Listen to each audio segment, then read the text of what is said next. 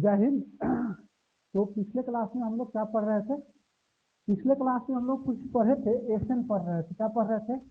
SN hello sir. AP के n पदों का योग पढ़ रहे थे, अर्थात एसएन बराबर होता है n/2 into T plus n-1 into D. ठीक है, यह एसएन इक्वल टू है। अगर हम हेलो बात सर। करें एसएन, तो इस पर टाइप वाइज हम सवाल पढ़ रहे थे। क्या पढ़ रहे थे? टाइप वाइज सवाल पढ़ रहे थे। फर्स्ट टाइप क्या था? फर्स्ट टाइप में हम लोग देखे थे कि यदि कोई एपी दे दे इस प्रकार से 5, 12, 19, 26 डॉट, ठीक है।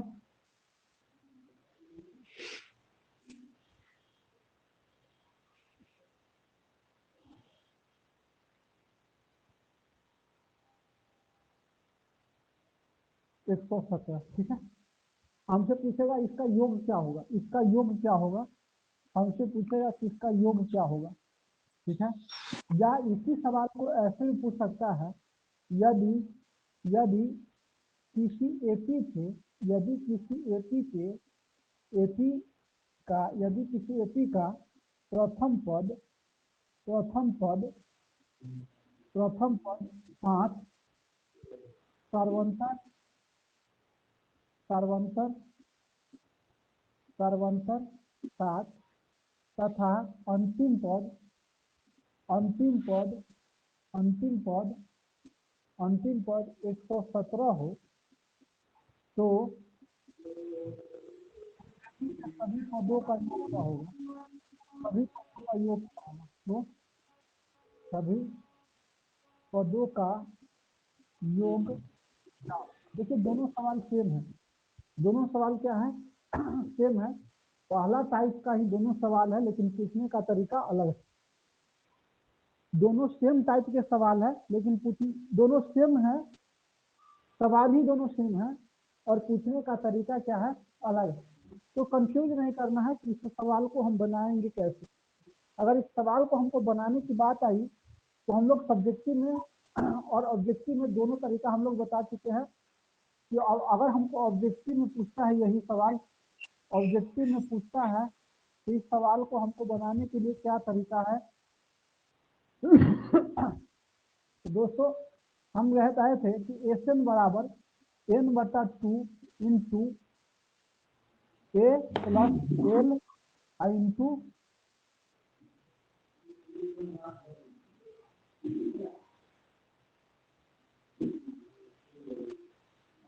ए प्लस एन, या सब कर सकते हैं, लगा सकते हैं, ठीक है। लेकिन हमको एन पता करना है। मेन क्या है? प्रथम पद तो पता है, प्रथम पद पता है, अंतिम पद भी पता है। इसमें हमको चाहिए प्रथम पद और अंतिम पद, लेकिन क्या पता नहीं है? तो हमको पता क्या नहीं है? एन पता नहीं है। क्या पता नहीं है? एन पता नहीं है। एन निकालना बहुत आसान है। हम लोग एन निकालना बता रहे थे। एन निकालना क्या है? बहुत आसान है।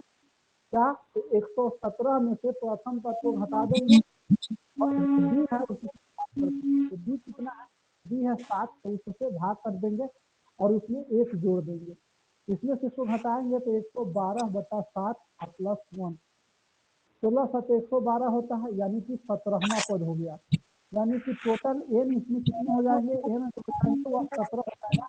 इस फॉर्मूला में रख देंगे, यानी कि 17/5 5 प्लस 117। अब इसको जोड़कर 17 इंटू 122 बटा 2 61, 17 61 करने पर जो आंसर आएगा वही इसका आंसर हो जाएगा। ऑब्जेक्टिव में इस सवाल को बनाने के लिए हम एक तरीका बताए थे, जिसमें हम ऑब्जेक्टिव में यह सवाल पूछेगा, तो हम ऑब्जेक्टिव में जब यह सवाल पूछेगा तो एसएन बराबर n/2 इंटू ए प्लस एल, अर्थात एल क्या है? एल अंतिम पद है, ए क्या है? प्रथम पद है, एल क्या है? पदों की संख्या, पदों की। तो क्योंकि दोस्तों इसमें पदों की संख्या हमको पता ही नहीं था, तो पदों की संख्या निकालने के लिए हम इस फॉर्मूला का यूज कर दिए। क्या कर दिए? एन बराबर 117 - 5/17 प्लस 1, अर्थात इसको जब हम करेंगे तो एन बराबर आपको 17 आ गया। अभी 17 इस फॉर्मूला में डाल दिए, बन गया। दूसरा तरीका है, इसी तरीका को एक से निकाला जा सकता है, से निकाला जा सकता है। देखिए इसमें कितना का अंतर है दोस्तों, 7 का। इसमें कितना का अंतर है, 7 का। इसमें भी 7 का। तो इसको हम 7 के आसपास सोचेंगे, इसको 7 के आसपास सोचे तो ये 7 एकम 7 माइनस 2 है, 7 दूनी 14 माइनस 2 है, यह 7 3 21 माइनस 2 है, यह 126 माइनस, मतलब कि 7 3 21 के बाद 7 चौक 28 माइनस 2 है।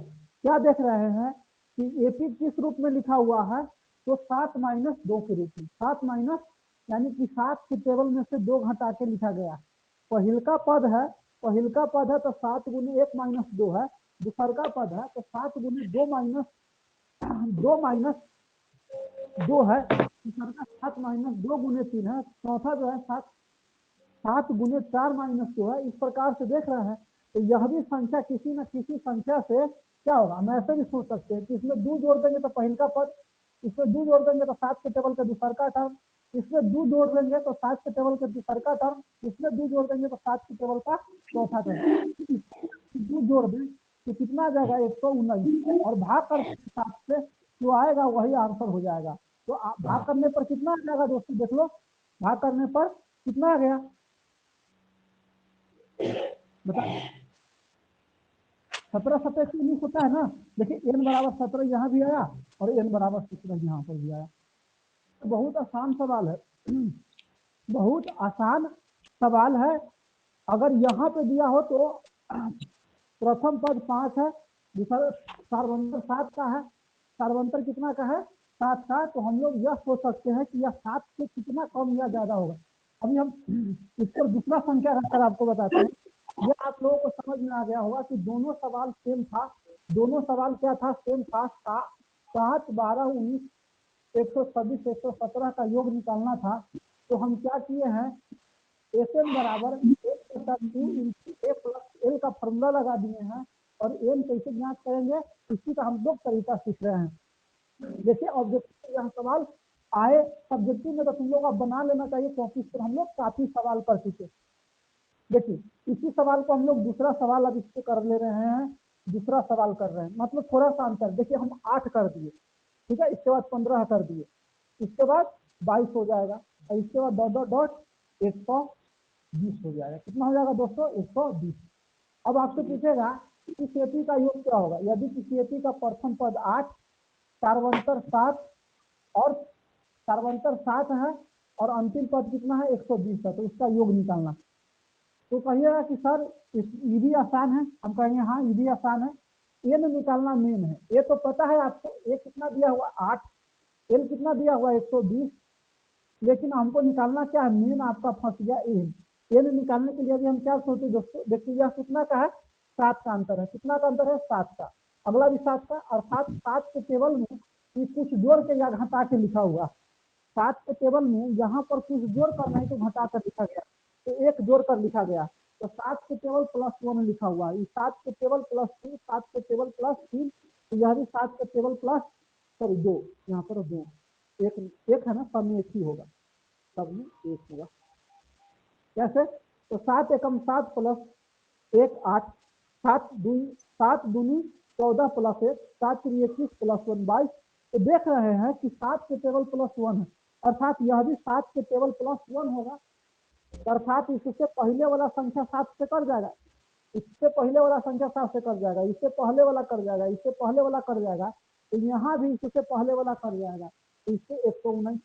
तो देख लेंगे 119 है, इसका मतलब इसमें भी 17 7 119 होता है, यानी कि 7 से भाग कर देंगे, जो आएगा वही इसका क्या हो जाएगा, आंसर हो जाएगा। तो इसमें भी 17 पद होगा, इसमें हम फॉर्मूला पर डाल देंगे। देखिए फिर से दूसरा सवाल लेकर देखते हैं, अगर 7 का आंसर ना होकर दूसरा आंसर हो तब भी आप कर सकते हैं। जैसे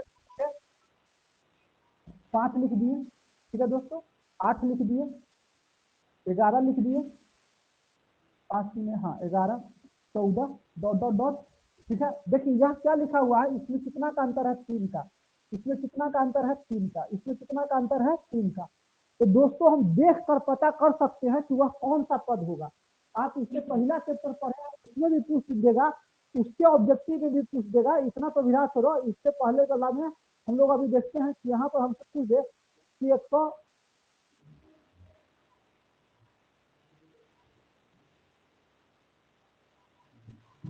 एक मिनट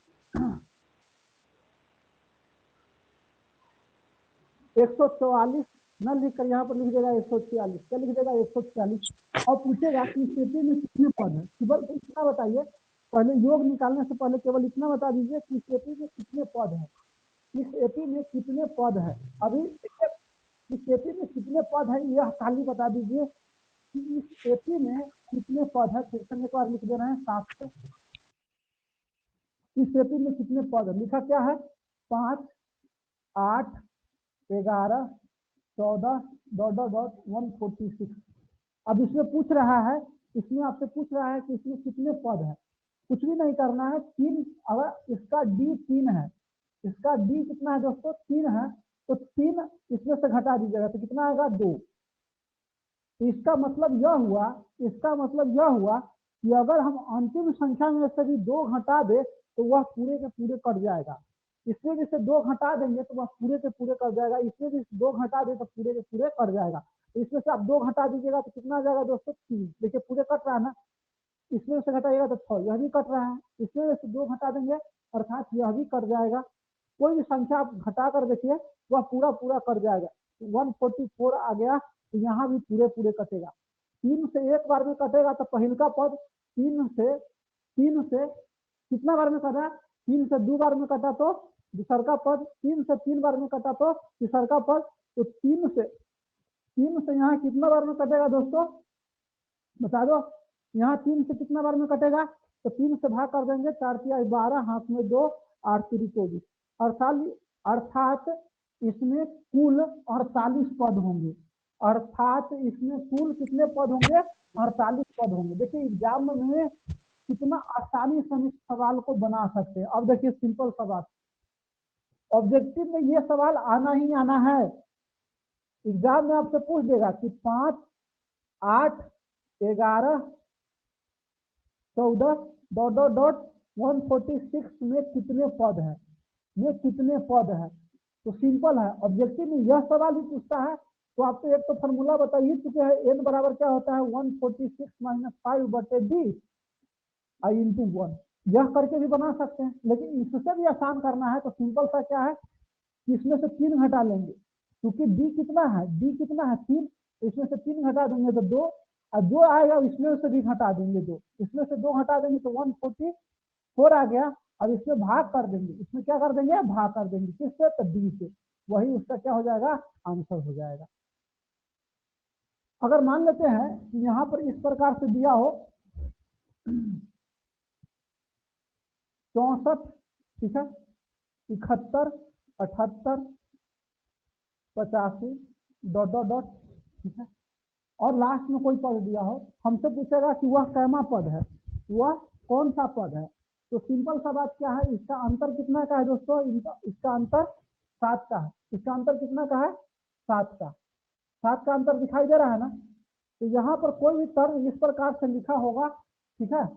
अब इसमें से हम 7 घटा देंगे तो कितना आ जाएगा, इसमें से 7 घटा देंगे तो जो भी संख्या आएगा 57 आएगा। और यहाँ पर जो संख्या लिखा होगा, ठीक ना, यहाँ पर जो संख्या लिखा होगा जैसे में 757 लिखा हुआ, अब पूछेगा कि यह कैमा पद है, तो इसमें से हम क्या घटा देंगे 757 में से 57 घटा देंगे तो कितना बचेगा 700, और 700 में 7 से भाग कर देंगे तो 100। यह 100वां पद होगा, कैमा पद होगा 100वां पद होगा। आप इतना काम कर सकते। तो पहला टाइप हम लोग पढ़ चुके हैं, ऑब्जेक्टिव में कैसे बनाया जाएगा यह हम लोग भी जान चुके हैं कि ऑब्जेक्टिव में यही सवाल पूछ दे तो आपको कैसे बनाना है। तो क्या है पहला टाइप है कि कोई एपी दे देगा, कोई एपी दे देगा, जैसे में एपी दे दिया, अभी क्या एपी दे दिया 5, 8, 11, 14 146 का योग क्या होगा। या ऐसे भी पूछ सकता है कि 5 + 8 + 11 + 14 + ... +146 बराबर क्या होगा, ठीक है। या इसी सवाल को ऐसे पूछ देगा कि किसी एपी का प्रथम पद 5 है, अंतिम पद 146 है और उसका डी जो है वह 3 है, तो सबका योग क्या होगा। ठीक है, तीनों सवाल सेम है, तीनों सवाल क्या है, सेम है। आप लोगों को समझ में आ गया होगा कि तीनों सवाल में से कोई भी सवाल पूछे तो आप लोगों को अब दिक्कत नहीं होना चाहिए। अगर अभी भी दिक्कत है तो फिर आप में बहुत दिक्कत है। अगर इतना क्लास करने के बाद भी अगर आप में अभी भी दिक्कत है, इसका मतलब आप में दिक्कत अभी बहुत है। ठीक है, मतलब कि आपको कुछ करना पड़ेगा। दूसरा टाइप हम लोग पढ़े थे कि एपी दे देगा, एपी क्या कर देगा, दे देगा लेकिन अंतिम पद दे देगा। जैसे में कह देगा कि 5, 17, 29, 41 डॉट डॉट डॉट के 14 पदों का योग क्या होगा, 14 पदों का योग क्या होगा। ठीक है, कि 14 पदों का योग क्या होगा, कि 14 पदों का योग क्या होगा। तो सिंपल है, यहाँ पर तो सब कुछ दे दिया। यहाँ पर एन बराबर n/2 into 2a plus n-1 into D का फॉर्मूला लगा देंगे और मान रख देंगे। n बराबर कितना हो जाएगा, 14। ठीक है, a बराबर कितना हो जाएगा, 5, b बराबर कितना हो जाएगा, तो 17 - 5 यानी कि 12। अब सब कुछ दिया हुआ है, इसे संख्या में रख देंगे, मान निकल जाएगा। n कितना है, 14, तो 14/2 इंटू 2 पंचे 10 प्लस n-1 अर्थात 14 - 1 इंटू डी का मान कितना दिया हुआ है, 12। अब इस सवाल को कर लेंगे। 14 इसको काट भी सकते हो, कटने वाला है तो 7, 7 इंटू 10 अब प्लस ये हो गया 13, 13 में से 12 से गुना करेंगे तो 156। अब 7 इंटू 166 इसका आंसर हो जाएगा। तो दूसरा टाइप यह था, दूसरा टाइप यह था।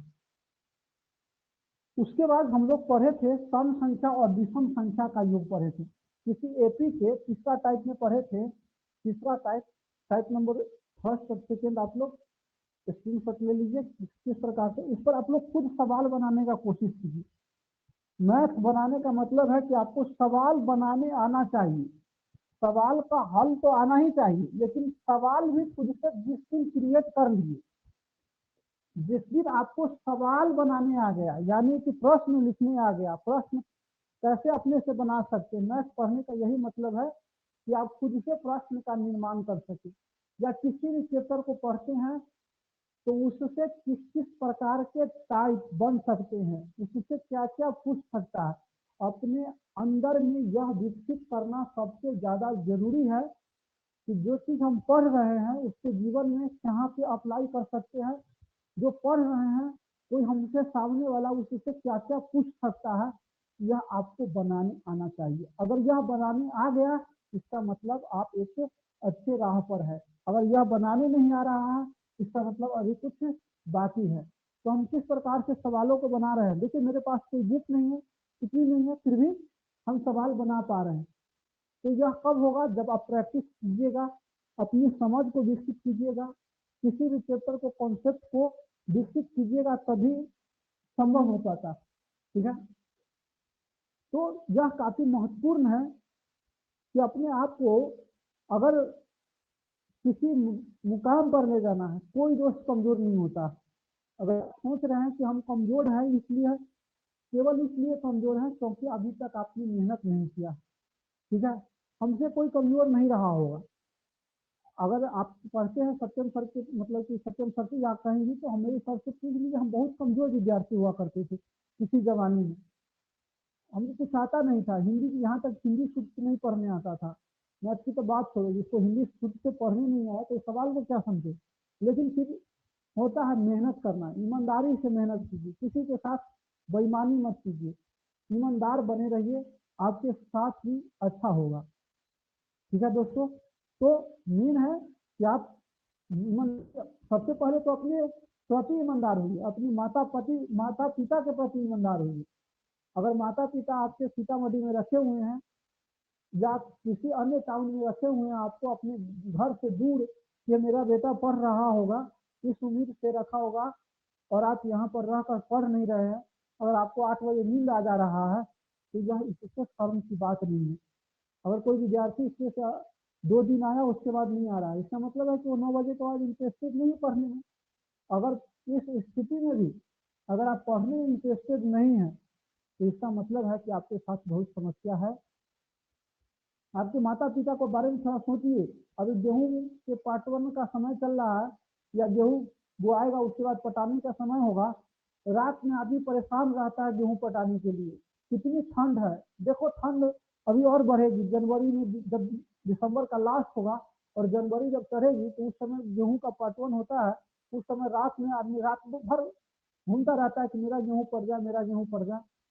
सुबह जाके गाय को मतलब कि खिलाता पिलाता, उसका भैंस को अपने मतलब सेवा में लग जाता है। आपकी माँ है, बर्तन सुबह माज कर तुमको खिलाने का कोशिश करती है, तो थोड़ा सोचिए कि उसको ठंड नहीं लग रहा है। एक मजदूर क्या आज छत पर काम करता है कि नहीं करता है? कितना भी ठंड होता है, नीचे घर में तुमको ठंड लग रहा है। एक जो आपके पिता, किसी के पिता इसमें से जो मकान बनाने का काम करता है, उस ऊंचाई पर उसको ठंड नहीं लगता है? लगता है, लेकिन मेहनत करता है। इसलिए कि हम अगर मेहनत करेंगे ना, तो मेरा बेटा पढ़ लिख कर कुछ कर लेगा, उसको यह प्रकार का काम नहीं करना पड़ेगा। तो दोस्तों, अपने माता पिता के प्रति थोड़ा सा ईमानदार बनिए और मेहनत कीजिए, लग जाइए मेहनत में। हारता वही है, ठीक है, जो मेहनत नहीं करता। मेहनत करने वाला कभी नहीं हारता। अगर कुछ नहीं भी मिला ना, तो बहुत बड़ा कुछ मिल जाएगा। अगर आप ईमानदारी से मेहनत करते हैं दोस्तों, तो आप जो चाह रहे हैं अगर वह नहीं मिला, तो उससे बड़ा मिलेगा, यह गारंटी है। लेकिन ईमानदार होना बहुत ही जरूरी है, अपने गुरु के प्रति, अपने माता पिता के प्रति, अपने समाज के प्रति। आपसे बहुत उम्मीद होती है। उस बच्चा का भी भविष्य जुड़ा होता है जो आपके पीछे है, आपके पीछे जनरेशन का है। अगर आप सीतामढ़ी आकर पढ़ रहे हैं या बड़े टाउन में जाकर पढ़ रहे हैं, तो उसके माता पिता तब भी पढ़ाएंगे उसको जब आप सफल होइएगा। अगर आप सफलता नहीं पाइएगा ना, तो समाज में एक बैड इफेक्ट हो जाता है कि फलना का बेटा पढ़ रहा था, कहाँ कुछ कर पाया है। उसका बेटा पढ़ रहा था, वो भी नहीं कर पाया, वो कर रहा था। एक हम केवल अच्छा कर गए, तो गांव के, हमारे गांव के आज से जब हम मतलब कि हमारे आने से पहले थोड़ा पता करो कि सीतामढ़ी कितने लोग आते थे, बहुत कम लोग आते थे। लेकिन अब देखो, मेरे गांव का जितनी भी लड़का अगर पढ़ता है तो सीतामढ़ी आकर पढ़ता है। इसका मतलब क्या है कि जागरूकता बढ़ जाती है। आप समाज के प्रति उत्तरदायी है, अपने माता पिता के प्रति उत्तरदायी है। तो इसको खत्म मत कीजिए, लगा दीजिए जोर जितना भी दम है, और दिखा दीजिए दुनिया को कि जो हम चाहत रखते हैं उसको पूरा कर सकते हैं। आप में वो ताकत है। दुनिया की किसी भी व्यक्ति कमजोर नहीं, कोई भी व्यक्ति कमजोर नहीं है। देखो, जिसके हाथ दोनों हाथ कटे हुए हैं, वो शहर शहर जाकर इंटरव्यू करता है, मतलब कि साइकिल चलाता है, फुटबॉल खेलता है, टाइपिंग करता है। तो इच्छा शक्ति को कमजोर नहीं करना है, अपनी इच्छा शक्ति को मजबूत करना है कि आई कैन डू एवरीथिंग, मैं कुछ भी कर सकता हूँ। और दुनिया को बता दो कि हम जो भी चाहेंगे वो करके कर सकते हैं। और यह पहला प्रभाव है आपका, दिखा देने की दुनिया को कि हम यहाँ पर भी सफल हो सकते हैं। दुनिया जो सोच ले, उसके सोच को तुम लोग गलत साबित कर दो, तब देखो कितनी मजा आता है जिंदगी में। तो दूसरा टाइप हम लोग पढ़ लिए, तीसरा टाइप हम लोग पढ़ रहे थे। तीसरा टाइप हम लोग पढ़ रहे थे, टाइप नंबर 3 में हम लोग पढ़ रहे थे कि किसी नेचुरल नंबर अर्थात प्राकृतिक संख्या, प्राकृतिक संख्या, ठीक है, प्राकृतिक संख्या, प्राकृतिक संख्या, प्राकृतिक संख्या का योग पूछ दे आपसे। अगर आपसे इवन नंबर यानी सम संख्या, ठीक है, और ऑड नंबर यानी कि विषम संख्या, अगर इसका लगातार कोई संख्या लिखा हुआ है और उसका योग पर सवाल आए, तो यह टाइप नंबर 3 में हम लोग रखे थे और इस पर प्रश्न कर रहे थे। जैसे भी कहा देगा कि 1 + 2 + 3 + 4 + ... + 500 बराबर क्या होगा, ठीक है, बराबर क्या होगा।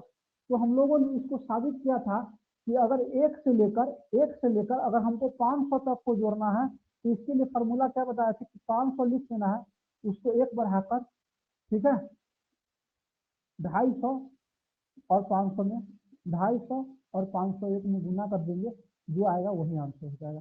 कुछ नहीं, प्राकृत संख्या का योग हम लोग क्या पढ़े थे, n इंटू n प्लस 1 अब बटा 3। जो संख्या दिया हुआ है उससे एक बढ़ाकर गुना कर देंगे और 2 से भाग कर देंगे।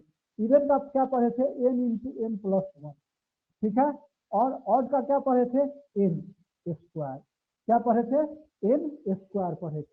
जैसे कि हमको जोड़ना है 1 प्लस 3 प्लस 5 प्लस 7 प्लस 9, हमसे पूछेगा कि dot dot dot dot plus 49, यहाँ तक पूछा कि इसका योग क्या होगा। तो यहाँ पे 49 का स्क्वायर मत कर दीजिएगा बाबू, फॉर्मूला आपके पास है कि विषम संख्या के लिए n स्क्वायर होता है, तो यहाँ पर 49 के स्क्वायर नहीं करना है। यही बात हम कल समझा रहे थे कि यहाँ पे 49 का स्क्वायर नहीं होगा, हमको यहाँ तक पढ़ना है कितना तक, कितना विषम संख्या आएगा, अर्थात 1 से लेकर 49 तक अगर हम विषम संख्या लिखना स्टार्ट करें तो क्या वो विषम संख्या आएगा।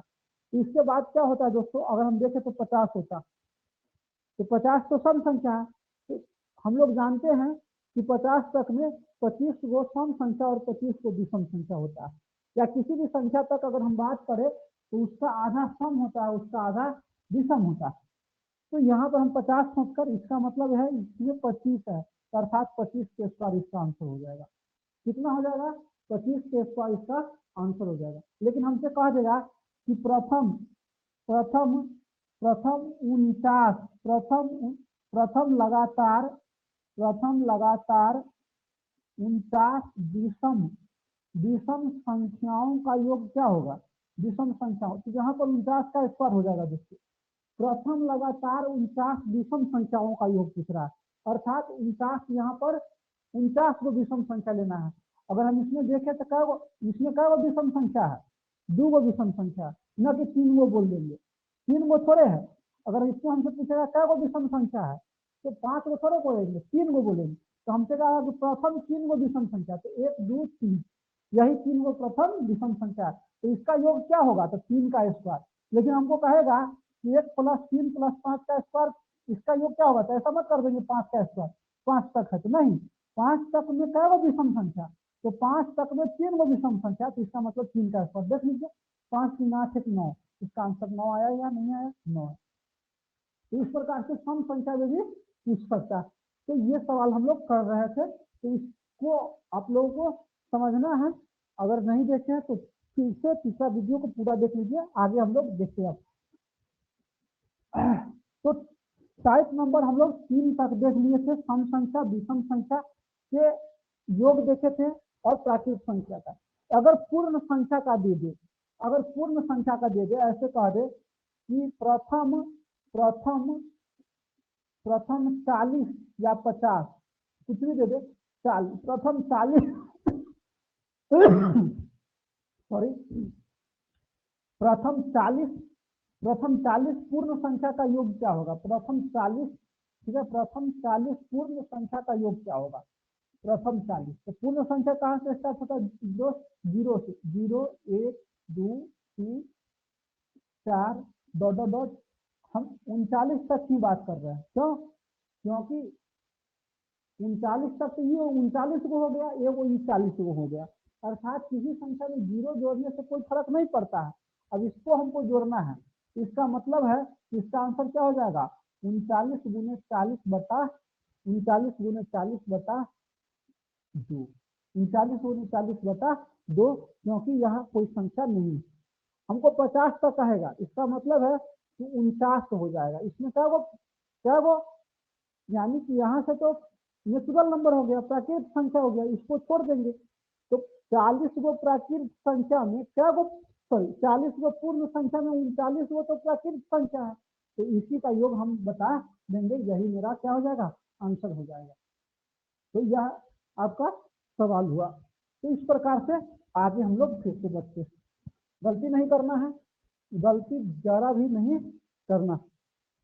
बाकी संख्या जैसे में कहा जाएगा अभाज्य संख्या, तो अभाज्य संख्या का कोई पैटर्न नहीं होता, ठीक है, तो इसलिए वहां से सवाल नहीं पूछेगा, वहां से सवाल नहीं पूछेगा। कौन कौन पूछेगा, प्राकृत संख्या पूछेगा, पूर्ण संख्या पूछेगा, पूछ सकता है, तो ज्यादा चांस है कि पूर्ण संख्या भी नहीं पूछेगा, लेकिन पूछ दे कि आपको डराने के लिए कि प्रथम 5 पूर्ण संख्या का योग क्या होगा, प्रथम 5 पूर्ण संख्या। लड़का जस्ट याद रखता कि 5 गुने 6/2 15 करके आ गया गलती। रे लोल पूर्ण संख्या पूछ रहा है, पूर्ण प्राकृत पूछता तब ना फार्मूला लगाता, पूर्ण में पूछ रहा है तो 0 से स्टार्ट होगा, 0 से 1 2 3 4 5 को तो हो गया, अर्थात 4 गुने 5/2 होगा, यानी कि इसका आंसर 10 होगा। तो छोटा सा गलती कीजिएगा तो आंसर सीधा गलत हो जाएगा। तो शब्द को ध्यान रखना है कि शब्द क्या बोल रहा है, उसको मेन है, जब तक उसको नहीं पकड़िएगा तो गलतियां ज्यादा होने की संभावना। अब देखिए, अब ऐसा भी हो सकता है कि एसन दे दे, क्या दे दे, एसन दे दे, जैसे में कह देगा एसन ही दे दे, एसन कुछ दे दे कि एसन जो है वह 1440 है, ए बराबर दे देगा 70 है, बी बराबर दे देगा 15 है, तो पूछेगा कि एन बराबर क्या होगा, एन बराबर क्या होगा। तो इस प्रकार के सवाल में भी कोई दिक्कत नहीं है, इस प्रकार के सवाल में भी कोई दिक्कत नहीं होना चाहिए। हम एक ही बात आप लोगों को बताया कि मैथ में सबसे आसान तरीका क्या है कि जो दिया हुआ है उसको लिख दीजिए, बाकी जो बढ़ता है उसका फार्मूला लिख दीजिए, उसके नीचे क्या लिख दीजिए, फार्मूला। क्या रखेंगे इसका formula, n/2 into 2a plus n-1 into d बराबर 1400। अब जो जो मान दिया हुआ उसको रख दीजिए, n का मान नहीं दिया हुआ तो n/2 इंटू 2 गुने 70 प्लस n-1 इंटू डी का मान कितना दिया हुआ 15। अब इसको 2 से उधर गुना कर भी सकते हैं, 1440, ठीक है, n इंटू 140 अब प्लस, ठीक है, प्लस कितना हो जाएगा, यहाँ से इसमें गुना करेंगे तो 15n और माइनस 15, ठीक है, बराबर 140, ठीक है, बराबर कितना हो जाएगा 140 n इंटू, अब इसको हम लिख सकते हैं 15n, इसमें घटाएंगे तो 125 बराबर 2 से गुना हो जाएगा, यहाँ का बटा 2 यहाँ चला जाएगा तो 2 से गुना हो जाएगा, तो 2880 हो जाएगा। अब इसको फर्स्ट इंटू लास्ट पर आपको तोड़ना होगा, 15n² प्लस 125n, अब इधर आ जाएगा तो माइनस 28 अब इसको आप सॉल्व कर सकते हैं तो ठीक है, नहीं तो द्विघात समीकरण हम लोग पढ़ेंगे तो एक फॉर्मूला आता है द्विघात समीकरण में, x बराबर अगर कोई संख्या a x² हो प्लस bx प्लस c हो, जहाँ ये 0 हो तो x बराबर क्या होता है, माइनस का b plus minus root under b/c, ठीक है, अर्थात minus b plus minus root under b² minus 4ac/c। ये फॉर्मूला आप लोग द्विघात समीकरण में पढ़ेंगे मूल बराबर। तो यहाँ पर n बराबर हम लोग लिख सकते हैं, n बराबर क्या लिख सकते हैं, माइनस b यानी कि minus 125 plus minus root under, ठीक है, इसका d निकालेंगे और बटा 3। तो हम लोग फिर यहाँ पर भी नहीं पढ़ेंगे, हम लोग जब पिछला इससे क्योंकि द्विघात समीकरण इससे पहले है तो हम लोग एक बार चर्चा करेंगे तो इस सवाल पर आएंगे, ठीक है, ताकि वहां पर हमको समझाने में दिक्कत नहीं हो। तो इस प्रकार का एक सवाल आ सकता है, बहुत कम चांस है, अगर आ जाए तो इस फॉर्मूला पर रख दीजिए, नहीं तो फर्स्ट इंटू लास्ट अगर तोड़ने आता है तो फर्स्ट इंटू लास्ट पर इसको क्या कर सकते हैं, तोड़ सकते हैं। यहाँ पर हम अपने मन से कोई संख्या लिख दिए है, वैसा संख्या रहेगा कि कुछ कट उठ जाएगा, जैसे यहाँ पर 5 है तो 5 कॉमन हो जाएगा तो खत्म हो जाएगा, ठीक है, तो इस प्रकार के सवाल आएगा तो आप कर सकते हैं। तो मेन एसएन में इसी प्रकार के आपको टोटल सवाल होंगे, इससे बाहर एक ही सवाल नहीं होंगे। तो आप लोग क्या कीजिएगा, एसएन में जो है यानी कि एसएन के फॉर्मूला पर कल आप लोगों का काम है, कल आप लोगों का क्या ड्यूटी है, ड्यूटी यह है आप लोगों का कि एनसीईआरटी यानी कि बीटीसी आप लोग जिसको कहते हैं, या एनसीईआरटी सेम टू सेम वही बुक है एनसीईआरटी, ठीक है, का 5.3 पूरा बना कर लाइएगा। और बिहार बोर्ड में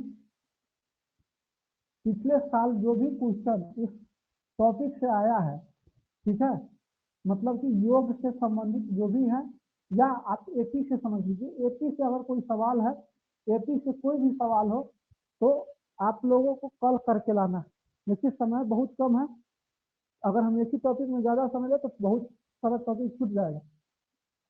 तो कल आप लोगों को काम है, समय आप कैसे मैनेज कीजिएगा, ये आपका काम है। बीटीसी जिसी को एनसीईआरटी भी कहते हैं, ठीक है, दोनों बुक सेम है, भारत सरकार मतलब कि केंद्रीय बुक ये है, पूरे राज्य सरकार इसको फॉलो करके सेम टू सेम बुक डाल दिया है केंद्रीय।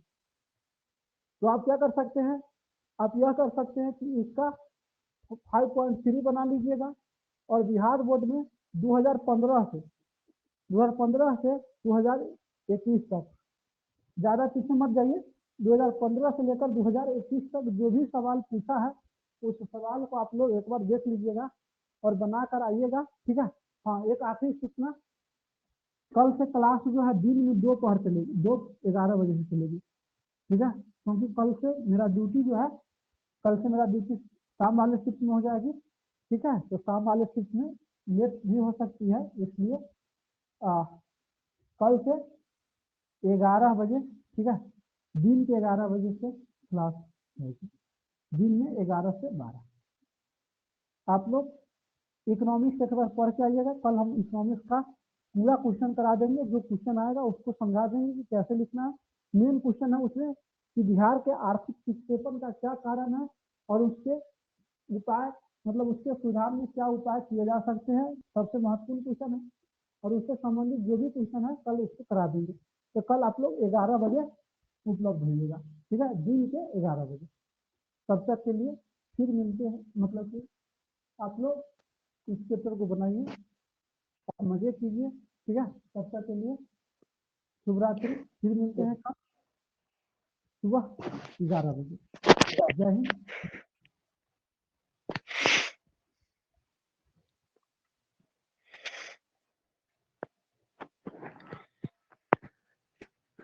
खत्म क्लास।